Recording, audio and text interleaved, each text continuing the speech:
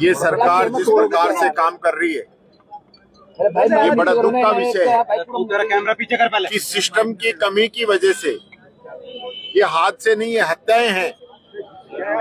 Piplodi school की घटना को हम भूले नहीं कि किस प्रकार से सिस्टम की कमी की वजह से बच्चों की मौत हुई, और आज शॉर्ट सर्किट की वजह से एसएमएस के अंदर इतना बड़ा हादसा हो गया।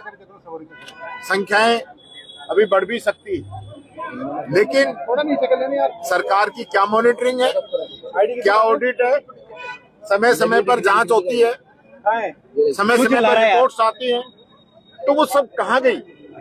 किस प्रकार का काम ये लोग कर रहे हैं? सरकार का काम यही तो है ना कि वो पूरी मॉनिटरिंग करे, हर चीज का ध्यान रखे।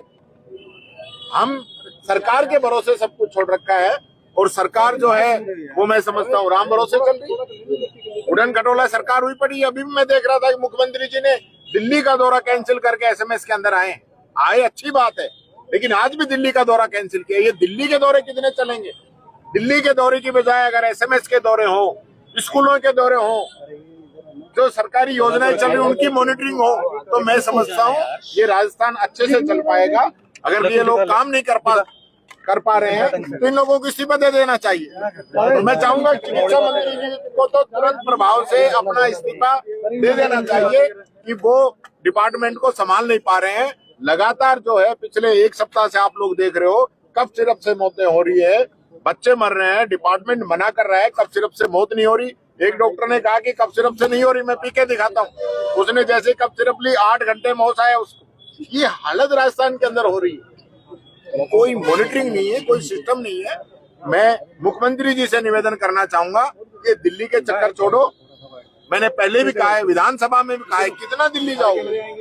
दिल्ली ने आपको बना दिया, आप परफॉर्मेंस करिए, आप काम करके दिखाइए, तो दिल्ली जाने की जरूरत नहीं पड़ेगी।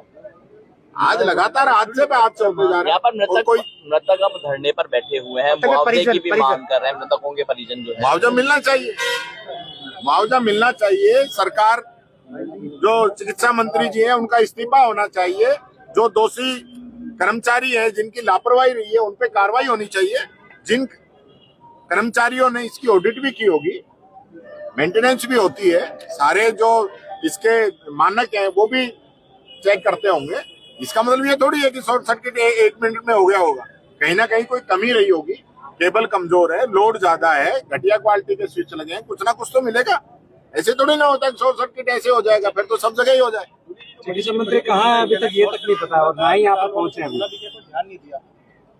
निश्चित तौर पर मैं कह रहा हूँ कि इतना बड़ा हादसा हुआ है।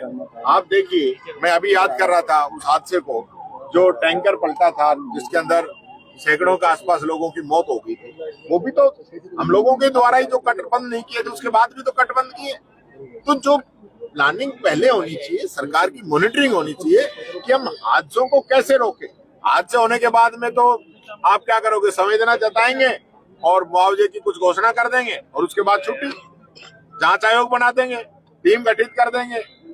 हमने जांच कमेटी बना दी है, वो जांच कमेटी की रिपोर्ट जब तक आएगी, जब तक सब लोग इसको भूल जाएंगे। ऐसी क्या इस सरकार का काम है जो लोगों की जान से खेल रही है?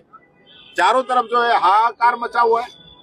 मैं कहना चाहूंगा तुरंत प्रभाव से जो मृतक है उनके लिए मुआवजा की घोषणा सरकार करे, चिकित्सा मंत्री जी इस्तीफा दें, नहीं तो मुख्यमंत्री जी उनका इस्तीफा लें, और जो दोषी अधिकारी कर्मचारी हैं जिनका इसके अंदर नेग्लिजेंसी रही है उन पे सख्त कार्रवाई हो। जब तक सरकार सख्त कार्रवाई नहीं करेगी तब तक मैं समझता हूँ काम चलने वाला नहीं है। कोई मॉनिटरिंग नहीं है, कोई चिकित्सा विभाग के अधिकारी कहीं नजर नहीं आते।